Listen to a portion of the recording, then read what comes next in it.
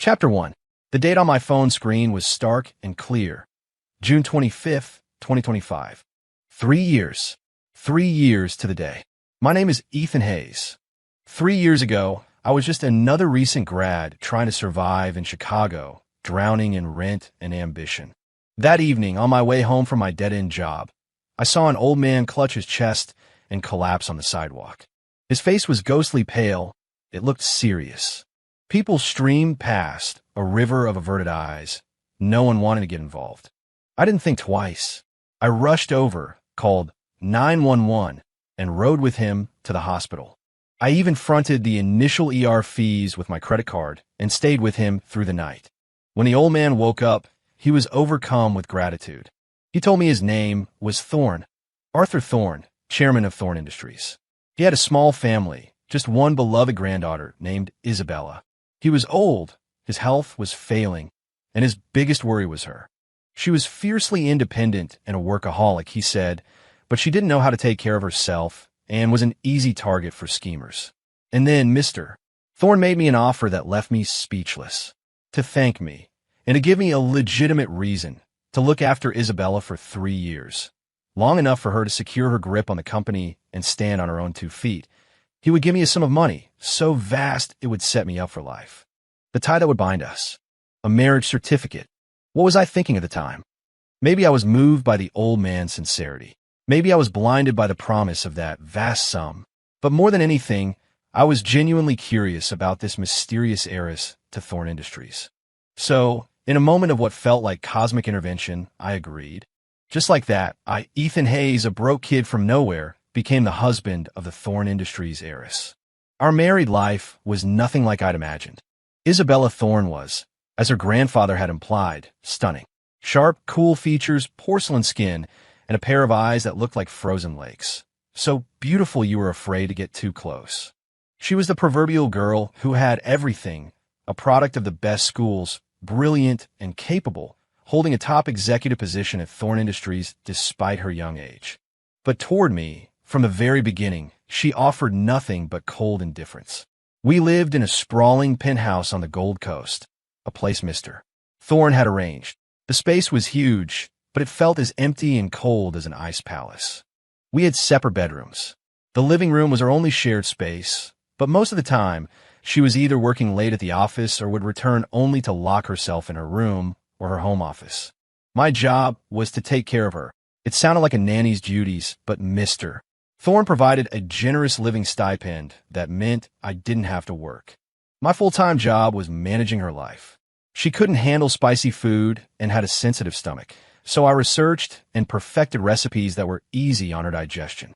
She worked late, so I experimented with drinks that would keep her alert without wrecking her health. She had endless networking events and drank too much, so I'd always be the one to pick her up, a hydrating recovery drink waiting in the car. For 3 years, I embodied the concept of meticulous care. From the warm milk I'd have ready before she woke up to the calming chamomile tea on her nightstand before she slept, from the file she'd forgotten on the kitchen counter to the late-night tacos from a specific food truck she once mentioned offhand. I was the most competent life manager, or perhaps the most patient guardian orbiting her world. And she, Isabella, seemed to take my devotion for granted. She would offer a quiet, perfunctory thanks. She might frown slightly when I reminded her to bring a coat. She would gently set down her fork if a meal wasn't to her taste. But there was never an extra ounce of expression, never a flicker of warmth. We were legally husband and wife, living under the same roof, yet we were more distant than strangers. We had the title, but none of the substance. Her world contained only Thorne Industries, only work. I was probably just a necessary, yet insignificant tool in her life. I knew this was a contract. I was here for the payout. She was here to fulfill her grandfather's wish and solidify her position. We were both getting what we wanted. So, for 3 years, I buried every emotion deep inside. Today was the day the contract expired. This morning, I prepared breakfast as usual. Oatmeal, fresh berries, and the perfect 3-egg omelet she liked. She came to the table dressed in a sharp, white power suit, eating in her usual silence. "Ethan," she said suddenly, her voice as flat as ever. Let's go to the courthouse at 3 this afternoon. I've had my lawyer draw up the divorce papers. My heart gave a strange, sharp jolt. This was it, the day I'd been waiting for. I get the money, I leave this life behind, and I start my own. A wave of relief, of pure joy, washed over me. Okay, I nodded, trying to suppress the excitement in my voice. Got it. She said nothing more, finished her breakfast quickly, grabbed her briefcase, and said, I'm heading to the office. Drive safe, I said out of habit. Her footsteps paused for a fraction of a second, but she didn't turn back. She walked out, and the heavy door clicked shut behind her. The enormous penthouse was silent, leaving only me. I looked at the plate and silverware she'd used, a hollow feeling blooming in my chest. These 3 years felt like a long, drawn-out dream.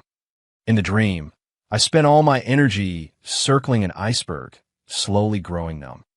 But at least it was finally over. After the divorce, she'd still be the untouchable Miss Thorne. And I'd take the money and finally live a life of freedom. I shook my head, clearing my thoughts. A better life was waving at me. 3 years. 3 whole years. It had been suffocating. 3 o'clock, outside the Cook County Courthouse. Isabella was already there, her lawyer by her side.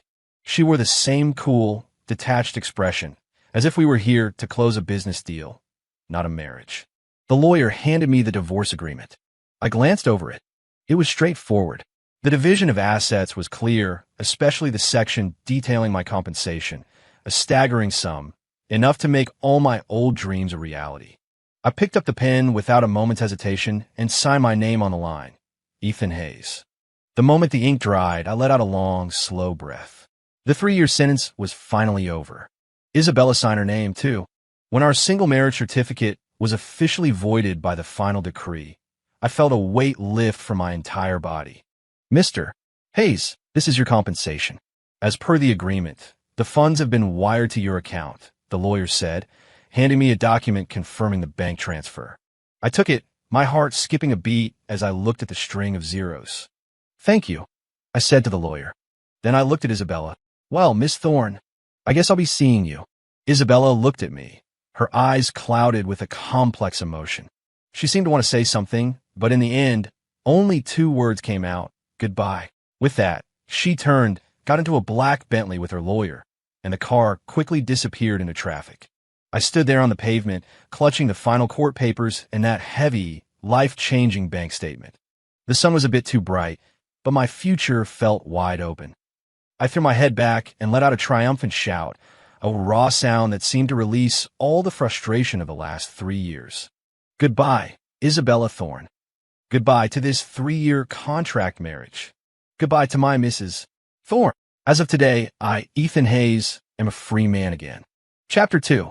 The first day after the divorce. I slept until I woke up naturally. No 6:30 a.m. alarm. No rush to prepare a specific breakfast. No presence of that cool, distant figure. The apartment was so quiet it felt a little strange. But that strangeness was quickly replaced by the joy of freedom. I ambled out of bed, made myself a box of mac and cheese, and collapsed on the sofa, flipping through trashy reality TV. No more worrying about when Isabella would be home, what to make for dinner, or how to read her moods. The feeling was incredible. I even started planning my future. With this money, first, I'd buy my own place. Nothing huge, but something cozy and mine. Then, maybe I'd find a job I actually liked or open a small coffee shop and just live a quiet, stable life. As for romance, not even on my radar. My 3-year stint as a tool had given me a mild case of relationship PTSD. Around noon, my college buddy Chris Sully Sullivan called me. Ethan, my man, I heard you're free man. We're getting the guys together tonight to celebrate. You in? Hell yeah. I agreed instantly. The usual spot. You know it. We're not going home sober. I hung up, feeling even better. A night out with the guys to celebrate. Perfect. In the afternoon, I went to the grocery store to stock up on snacks and beer for a proper night in. As I was walking back to my apartment building, I saw a familiar black Bentley parked at the curb. My heart hammered against my ribs. No way. The tinted window rolled down, revealing Isabella's cool, beautiful face. She was wearing a simple white sundress, which softened the sharp, corporate edge she usually had. What are you doing here? I asked, surprised. She looked at me, her expression unreadable. Just passing by, passing by. My new apartment, while not in the middle of nowhere, was miles away from both the Thorn Industries headquarters and her penthouse. What were the chances? Oh, I nodded, not pushing it. Well, if that's all, I'm gonna head up. Wait, she called out. Yeah, did you eat lunch? She asked, a slight hesitation in her voice. I froze. In 3 years, this was the first time she had ever asked me if I'd eaten. It was always me asking her. Yeah, made some mac and cheese, I replied. Oh, she nodded, her gaze flickering for a second. And, for dinner, going out with some friends tonight. Who? Guys, girls? The questions came out fast, almost reflexive. I raised an eyebrow, puzzled by her behavior. My college buddies. Just Sully and the guys. Oh, she nodded again, looking almost relieved, though her face remained a mask. Well, don't drink too much. Got it. I gave a small smile. You should get going too. Miss Thorne has a busy schedule. No need to worry about me. With a wave, I turned and walked into my building. Once inside the lobby, I glanced back. The Bentley was still there, the window rolled up. I couldn't tell if she was still watching. What was with her today? Acting all concerned now that we're divorced. Was she not used to it? I shook my head, chalking it up to a temporary adjustment period. After all, 3 years is a long time. It was only natural to feel a little off when the person taking care of you suddenly disappears. That evening, I met Sully and the guys at our favorite neighborhood sports bar. Dude, you're a legend. 3 years of hard time for a lifetime of financial freedom. Sully slapped me on the back, his face a mask of envy. So spill, is the Thorn Industries Ice Queen really as cold as they say? Did anything undescribable ever happen? Get out of here. I laughed, pushing him away. Were you thinking it was a purely contractual relationship? All of the title, none of the perks, you get me? Ugh, boring. Sully pouted. But for real, man, it couldn't have been easy, playing butler to her for 3 years. Now you're free. It must feel good. It feels damn good, I said, raising my beer. To the guys and to my freedom. To freedom. We drank and laughed, reminiscing about stupid things we did in college. I let myself go, the tension of the past 3 years dissolving in the alcohol. Halfway through her second pitcher, my phone buzzed. The caller ID read, Isabella Thorne. I stared at it for a moment, then hesitated before answering. Hello, where are you? Her voice on the other end held a trace of urgency I couldn't quite place. Out with my friends, like I told you. How much have you had to drink? Not much, just a couple of beers. Send me the address. What? Why would I do that? I was baffled. I'm coming to get you. That's really not necessary. I can get home myself, or Sully can give me a ride. I immediately refused. What would it look like, having my ex-wife pick me up after our divorce? Just send it. Her tone became commanding, a flicker of the old, imperious Isabella, but laced with something else. Fine. I couldn't argue with her, and texted her the bar's address. When I hung up, Sully and the guys were staring at me with huge, gossipy grins. Look at you, Ethan. Divorced, and she's still coming to pick you up? Something's definitely up with you, too. Shut up, I grumbled, shooting him a glare. She's probably just in the neighborhood. But in my head, I was confused. What was she up to? It wasn't long before a black Bentley pulled up in front of the bar. It looked ridiculously out of place next to the neon beer signs and beat-up pickup trucks. Isabella got out, in her white dress, standing amidst the rowdy, smoky atmosphere of the bar's patio. She was a complete anomaly. Her beautiful face was a mask of cool detachment, but her eyes kept darting toward our table. More than a few patrons stopped and stared, probably wondering what a woman who looked like her was doing at a place like this. Ethan, your wife, ex-wife, is here, Sully nudged me. I stood up and walked over to her. You really came. Didn't I tell you not to drink too much? She said, her brow furrowing as she took in my slightly flushed face. How much did you have? Seriously, just a couple, I said, scratching my head. Get in. She didn't say anything else, just opened the passenger door for me. I turned back to my friends. I'm heading out, guys. You have fun. You got it, Ethan. Get home safe. Sully called out with a conspiratorial wink. I slid into the car. Isabella started the engine. The car was silent, filled with the faint, familiar scent of her perfume, a cool, floral fragrance. So, why did you suddenly decide to come get me? I couldn't help but ask. She stared straight ahead, her voice even. I was worried you'd drink too much and get into trouble. I'm a grown man. What kind of trouble could I get into? Before, I was always the one you picked up, she said softly, so quietly I almost missed it. It was true. Whenever she had a work event, no matter how late, I would wait for her call and bring her home safely. That's all in the past, I said with a small smile. From now on, you need to take better care of yourself. Drink less. She didn't respond, but her knuckles whitened as she gripped the steering wheel. The drive to my apartment was short. Thanks for the ride, I said, unbuckling my seatbelt. Ethan, she suddenly said my name. Yeah, she turned to face me. The warm glow of a streetlight filtered through the windshield, softening the contours of her face. Her eyes, no longer just icy, seemed to shimmer with a complex emotion. In the future, if you're not busy, you could. Come find me at the office. She paused, as if gathering the courage to say the words. I was stunned. Find her at Thorn Industries. What for? Seeing the confusion on my face, she seemed to grow flustered and quickly added, I mean, if you need help with anything, or if you just want to talk, you can come find me. Oh, okay, I replied, still a bit dazed. You should. Go on up, she said, looking down and away from me. Right. You get home safe, too. I pushed the door open and got out. As I watched the Bentley disappear into the night for the second time that day, I stood on the sidewalk, a storm of conflicting feelings swirling inside me. Isabella's behavior today was completely abnormal. What in the world was wrong with her? Over the next few days, Isabella's strange behavior continued. She would call me sporadically, asking things like, have you eaten? What are you up to? Did you go out anywhere? Her tone was never exactly warm, but compared to the Arctic chill of the past 3 years, it was a heat wave. At first, I figured she was just having trouble adjusting to my absence, a kind of residual, habitual concern. But gradually, I realized it might be more complicated than that. One day, an old friend from high school, Chloe, was in town for a business trip. She'd heard I was divorced and invited me out to dinner to catch up. Chloe was a bubbly, cheerful person. We'd been close in high school, and though we went to different colleges and drifted a bit, we'd always kept in touch. We met at a nice Italian restaurant downtown. Chloe was wearing a bright yellow dress that matched her sunny personality. Ethan, I still can't believe it. You, married to the heiress of Thorn Industries. Chloe exclaimed. Back in high school, you always said you wanted to marry someone sweet and gentle. I gave a wry smile. Don't remind me.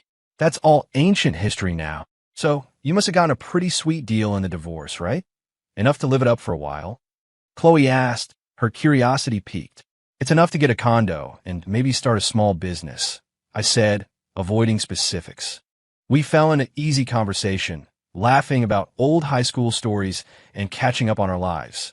Chloe was outgoing and funny, and she had me laughing genuinely for the first time in a long while. Right in the middle of a funny story, my phone rang. It was Isabella again. I sighed, hesitated, but answered. Hello, where are you? Her voice came through the phone, sharp and probing. Out to dinner with a friend. A friend? Male or female? The question was immediate, just like last time. Female. A friend from high school. I answered honestly. The line went silent for a few seconds. Then her cool voice returned. Oh, really? Which one? Do I know her? I don't think so. Her name is Chloe. We were lab partners. Oh, another one-syllable response. Her tone unreadable. Well, you two have fun. And she hung up. I stared at the dead screen, baffled. Why was she asking for so many details? Who was that? The ex? Chloe asked. Yeah. I nodded, putting my phone away. Sorry about that. No worries, Chloe laughed. Sounds like your ex-wife is still keeping tabs on you. Checking up on you even after the divorce. Nah, she was just asking, I said, brushing it off. The rest of the dinner was pleasant. Afterward, I walked Chloe back to her hotel. Thanks for dinner, Ethan. Chloe said with a smile. Next time it's my treat. You got it. Anytime. All right. I'm heading in. Bye. She waved and disappeared into the lobby. I turned to leave, but after a few steps, I saw it. A black Bentley parked just down the street, its window down, revealing Isabella's expressionless face. I froze for a second, then walked over. What are you doing here? She looked at me, her gaze flat. Passing by. Again, with the passing by. The odds of this had to be astronomical. What a coincidence, I said, my voice dripping with sarcasm. She ignored my tone and glanced toward the hotel entrance. Is your friend gone? Yeah, she went inside. You too. Seem to be having a good time. Her voice was tinged with an acidity I couldn't miss. It was fine. We're old friends. Haven't seen each other in years. Just catching up. She's very pretty. Yeah, she is. I nodded, not thinking anything of it. The moment the words left my mouth, Isabella's face clouded over. Her eyes turned icy, just like the woman I'd known for 3 years. Is that so? You two must have really hit it off, she said, her voice devoid of warmth. That's when I realized something was definitely wrong. What's the matter? I asked, confused. You seem upset. I'm not, she snapped, turning her face away. I have no reason to be upset. We're divorced. What you do is none of my business. She said the words, but her tense posture and strained voice told a completely different story. Could it be? A ridiculous thought popped into my head. Was she jealous? No. Impossible.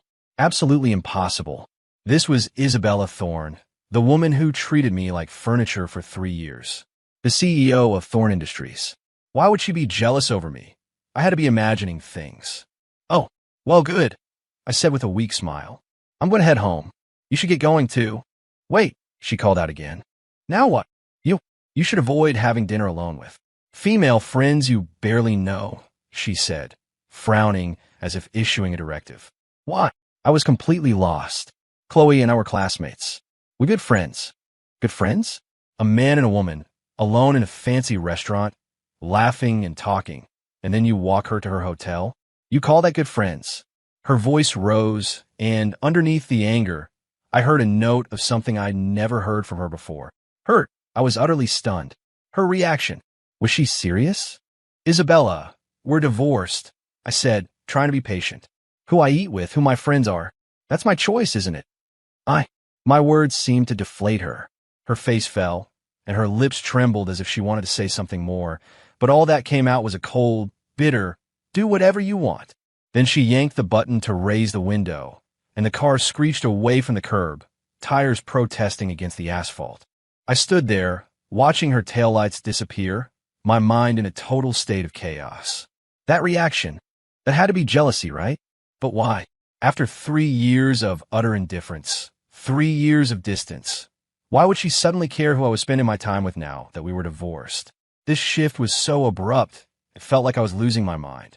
Chapter 4. After the coincidental run-in at the restaurant, Isabella's jealousy became even more blatant. She started meddling in every little aspect of my life.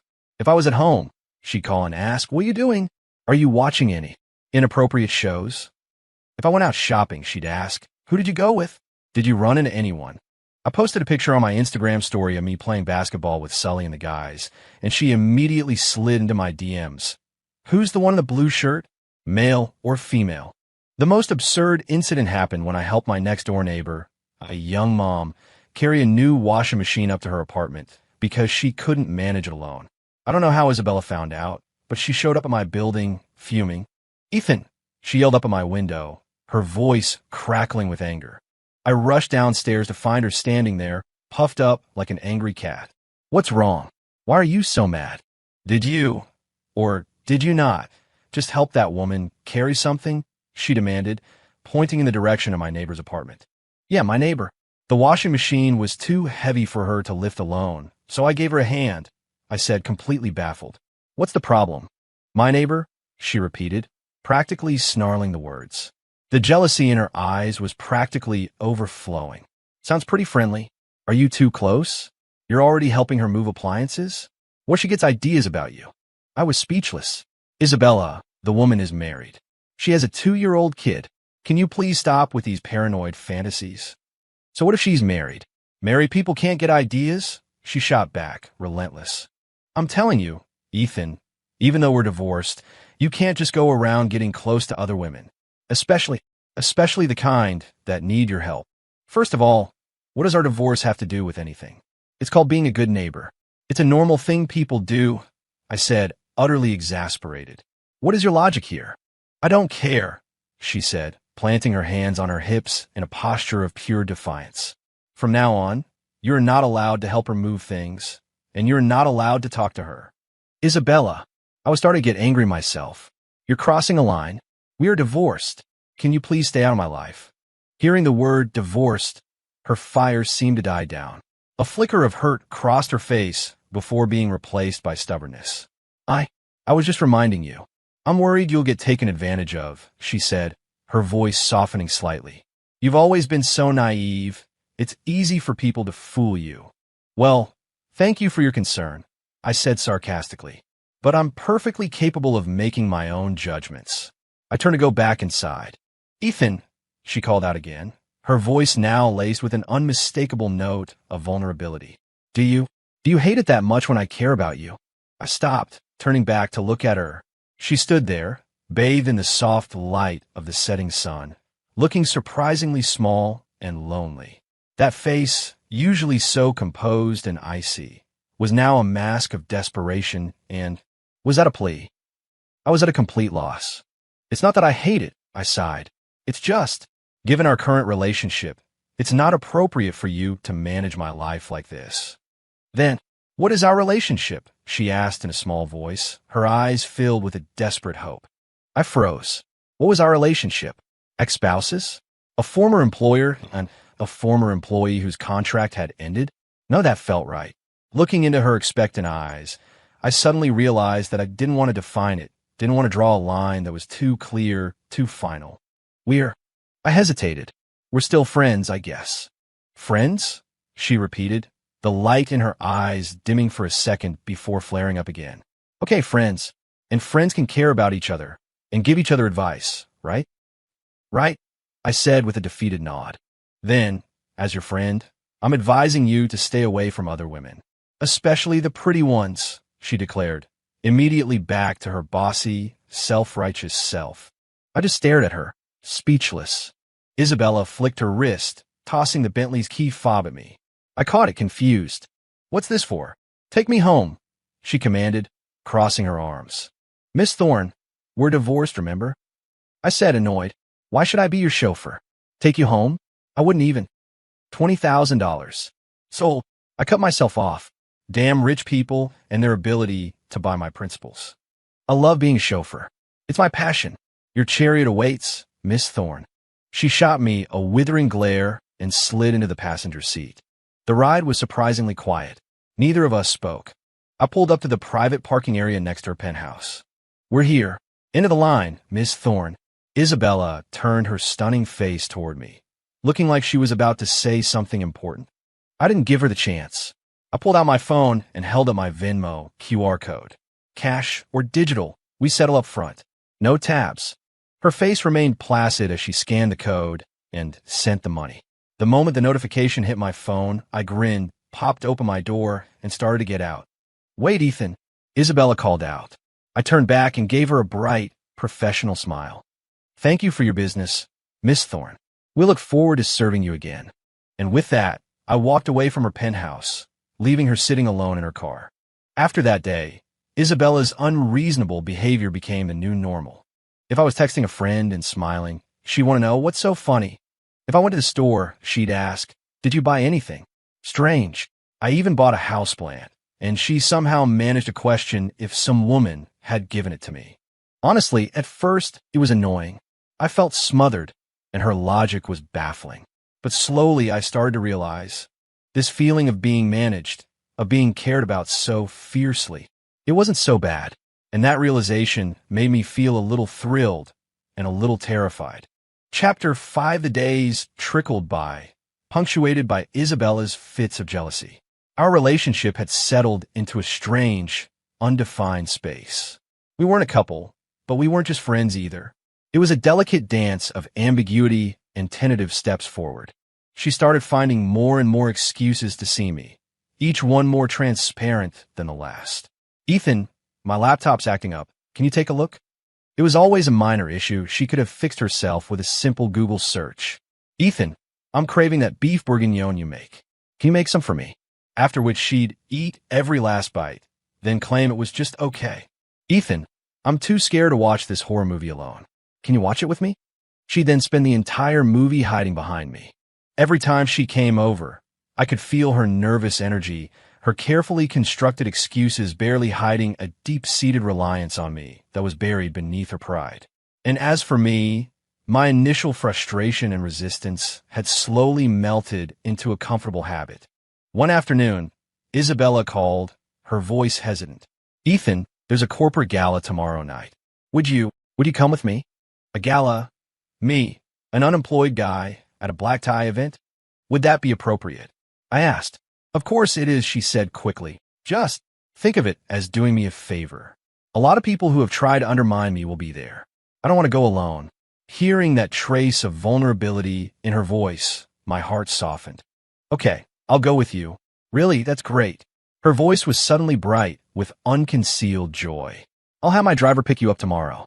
I've already had a suit sent over for you." "Okay, sounds good."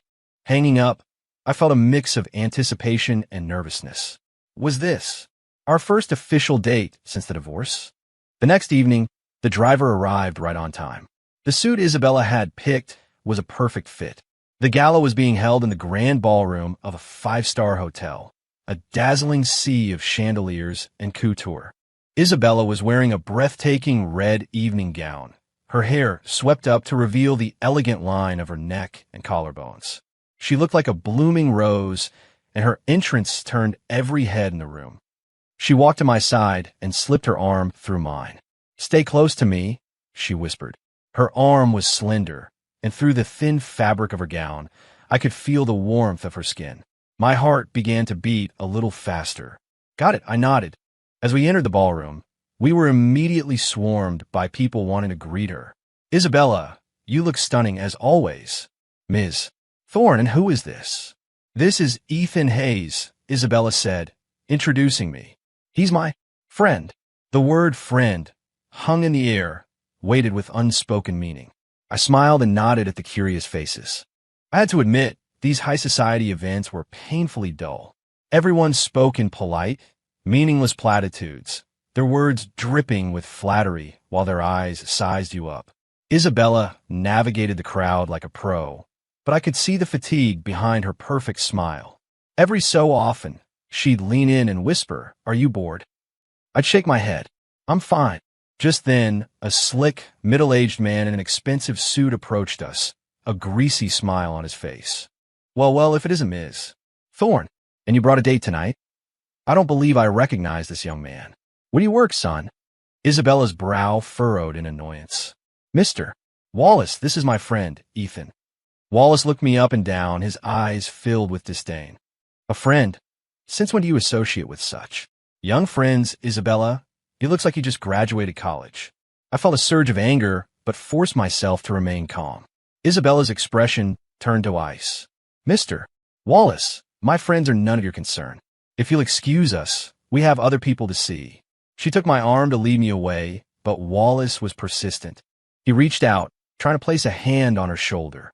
"Now, Isabella, don't be in such a hurry. It's been too long since we had a proper chat."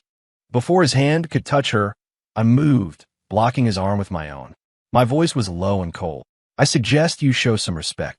Wallace, taken aback, scowled. "And who the hell are you to talk to me like that?" "Who I'm doesn't matter," I said, my voice like steel. "What matters is that you don't touch my friend." Isabella looked at me, her eyes flashing with gratitude and something else. Admiration. The people nearby had noticed the confrontation, and the air grew thick with tension.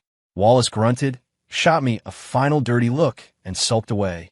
"Thank you, Ethan," Isabella whispered, a tremor of relief in her voice. "Don't worry about it," I smiled. "Guys like that aren't worth your time." For the rest of the evening, Isabella seemed distracted, her gaze constantly drifting back to me, her eyes filled with a complex mix of emotions. Halfway through the gala, she pulled me out onto a terrace for some fresh air. The night breeze tousled her hair, and her profile was softened by the moonlight. "Ethan," she said suddenly, her voice low, "thank you for coming with me tonight. You don't have to thank me." Before, she paused as if lost in thought. Before, it was always my grandfather who came to these things with me, or I came alone. No one has ever stood up for me like that. My heart ached for her. All this time, she had been so alone. "From now on, if you need me, I'll always be here for you," I said, the words tumbling out before I could stop them. I immediately regretted it. What right did I have to make a promise like that, given our undefined relationship? Isabella's head snapped up, her eyes shining. Really? Looking into her hopeful gaze, I found my courage. I nodded firmly. Really? A radiant smile broke across her face, like the sun melting a glacier. It lit up her entire being and, in turn, my entire world. It was the first time in the 3 years I had known her that I had seen her smile with such pure, unreserved joy. Ethan, she started to say, then stopped, her cheeks flushing as if she'd lost her nerve. We should get back inside. It's getting cold, I said, changing the subject before she could say something that would make me lose all control. Okay, she nodded, following me back into the ballroom. Inside, it was like she had transformed. She proudly took my arm and began introducing me to people, her voice filled with a newfound confidence. This is Ethan. He's very important to me. Then she started drinking, one glass of champagne after another. She was usually so disciplined, knowing she couldn't hold her liquor, but tonight she seemed to have thrown all caution to the wind. Isabella, slow down. You know you can't handle this, I warned, trying to take her glass. I'm fine, she said, batting my hand away, her eyes glazed and her cheeks flushed. I'm happy tonight.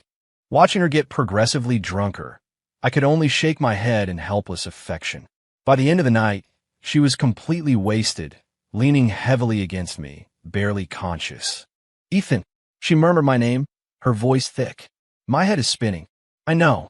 I'm taking you home, I said, steadying her. I waved off her driver and helped her into my car. In the back seat, she rested her head on my shoulder, mumbling incoherently. Ethan, you're so mean. Why? Why did you have to divorce me? I don't want a divorce. 3 years. Did you know? I got used to it. I got used to having you around. The milk in the morning, the soup at night. You were so good to me. I knew it all.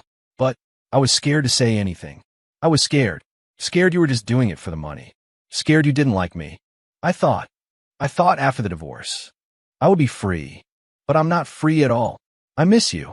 Ethan, I miss you so much. Her words came in broken fragments, her voice growing smaller, laced with tears, like a lost child who had finally confessed her deepest sorrows. I listened in silence, a tidal wave of emotions crashing over me. So she knew. She had felt it all. She wasn't cold. She was just terrified.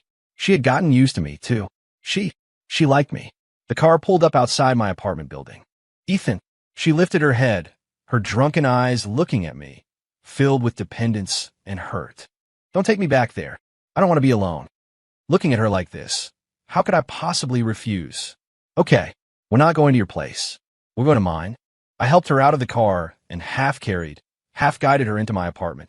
I settled her on a sofa and went to get her a glass of water. Here, drink this.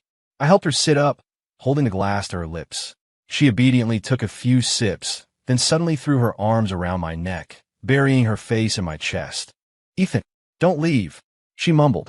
Her body was soft against mine, her scent a mix of faint alcohol and her own unique fragrance. My heart hammered against my ribs, and I could feel the blood rushing through my veins. I'm not going anywhere. I'm right here, I whispered, gently stroking her back. Do you not like me anymore? She asked, lifting her tear-streaked face to look at me. Is that why you wanted the divorce? No, I never disliked you, I explained quickly.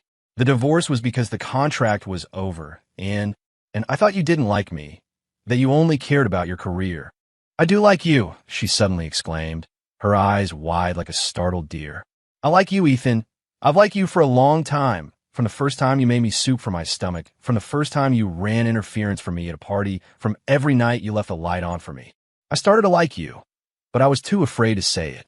I was scared you were just fulfilling a contract, scared it wasn't real.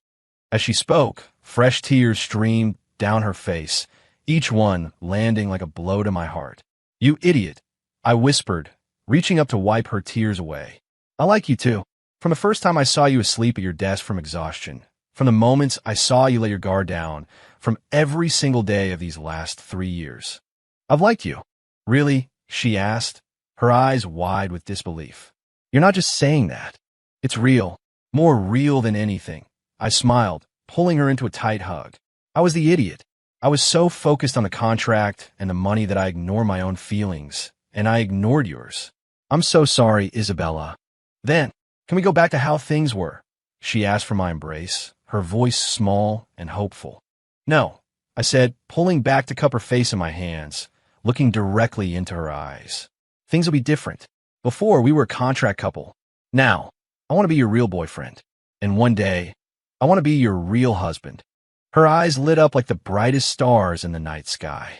The tears came again, but this time they were tears of joy. Okay, kiss me, husband, she nodded emphatically, then leaned in and pressed her lips to mine. Her kiss was tinged with the faint sweetness of champagne, a little clumsy and inexperienced, but filled with a sincerity and love that shook me to my core. I kissed her back, holding her as if I could meld her into my very soul. 3 years of waiting, 3 years of distance, all of it vanished in that single, perfect moment. Chapter 6 that night, Isabella slept at my place. In separate rooms, of course. She was drunk, and I was just looking after her. The next morning, when she woke up in a strange room, she first looked confused, then a memory of the previous night seemed to hit her, and her face instantly turned a deep shade of crimson. I walked in with a breakfast tray and couldn't help but smile at her embarrassed state. You're awake. How's your head? She immediately pulled the covers over her face, her voice muffled. Last night, did I say a lot of crazy things? Nope, not at all, I said, teasing her. Then I held up my phone and played a short video I'd recorded of her tearful confession. You? She peeked out from under the covers, glaring at me, her face now impossibly redder. You recorded that? Yep, every last word, crystal clear, I said, placing the breakfast tray on a nightstand. Sit up and eat something. A little oatmeal will help settle your stomach. She looked at me, her expression a mix of mortification and shyness. She hesitated. You have to delete that video. It's so embarrassing. Nope, not deleting it. I pulled my phone back with a playful grin. I'm going to save these videos forever, I said, leaning in close to her, my smile softening into something serious.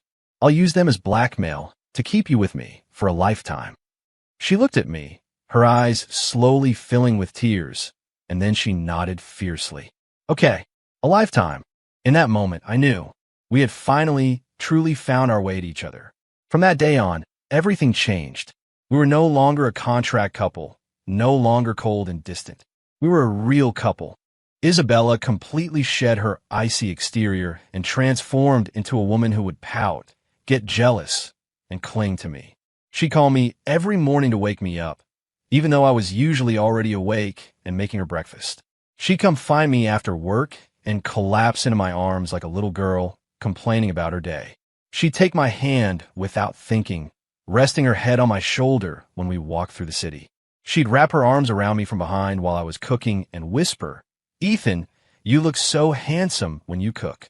And of course, her jealousy didn't just disappear, it intensified. Once, I ran into another old college classmate at the supermarket, and we chatted for 2 minutes by the shampoo aisle. I have no idea how she found out, but when she came over that night, she walked in and gave me the silent treatment. What's wrong? Who upset my girl? I asked with a grin. She just huffed and turned away. You know what you did? I honestly don't, I said, playing dumb. I've been a perfect angel all day, stayed right here home. Don't lie to me, she spun around, pointing a finger at me. Were you not chatting up another one of your old female friends? What were you talking about? Did you get her number? Looking at her, all puffed up with indignation, I couldn't help but laugh.